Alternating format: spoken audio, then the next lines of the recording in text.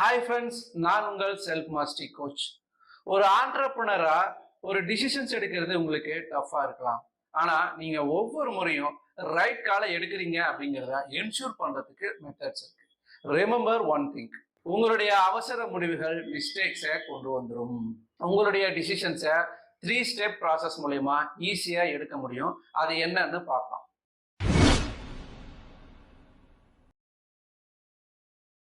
Step number 1, research. நீங்க செயல்படுறதுக்கு முன்னால தரவா ரிசர்ச் பண்ணுங்க. Step number 2, evolution. உங்களுடைய ரிசர்ச்ல இருந்து கிடைச்ச டேட்டாஸ்ல இருக்கிற நன்மை தீமைகள், ப்ராஸ் அண்ட் கான்ஸை பிரிச்சு பாருங்க. Step number 3, implementation. ரொம்ப முக்கியமான ப்ராசஸ் இதுதான்.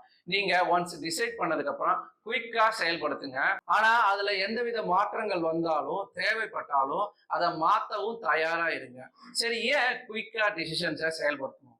நீங்க டிசிஷன்ஸ் எடுத்துட்டு செயல்படுத்த தயங்குற நேரத்துல இன்னொருத்தர் அதை இம்ப்ளிமெண்ட் பண்ணி சக்சஸ் பண்ணிடுவாரு. எக்ஸாம்பிளா, நீங்க 5 இயர்ஸா ஒரு டிரைவிங் ஸ்கூல் வச்சு நடத்திட்டு வரீங்க. இப்ப 3 சிட்டிஸையும் கவர் பண்ணி ஒரு விர்ச்சுவல் டிரைவிங் ஸ்கூல் ஸ்டார்ட் பண்ணலாம்னு ஐடியா வச்சிருக்கீங்க. இதுக்கு இந்த 3 ஸ்டெப் ப்ராசஸ் எப்படி ஃபாலோ பண்ணலாம் அப்படின்னா, நீங்க செலக்ட் பண்ண 3 சிட்டிஸ்லயும் இருக்கிற பாப்புலேஷன், அது ரூரலா அர்பனா, அதுக்கப்புறம் எக்கனாமிக் கண்டிஷன், அதுக்கப்புறம் எஜுகேஷன் லெவல், இப்படி எல்லாத்தையும் டீட்டெயிலா அனலைஸ் பண்ணி அதுல ப்ரோஸ் அண்ட் கான்ஸை கணக்கு போட்டு அதுக்கப்புறம் உங்களுடைய டிசிஷன்ஸை நீங்க மேக் பண்ணலாம். இப்படி உங்களுடைய சின்ன சின்ன டிசிஷன்ஸ்க்கு இந்த ப்ராசஸை பயன்படுத்துங்க. Once you are XL in the process, அதுக்கப்புறமா உங்களுடைய அடுத்த பெரிய முடிவுக்கு இந்த ப்ராசஸை பயன்படுத்துங்க.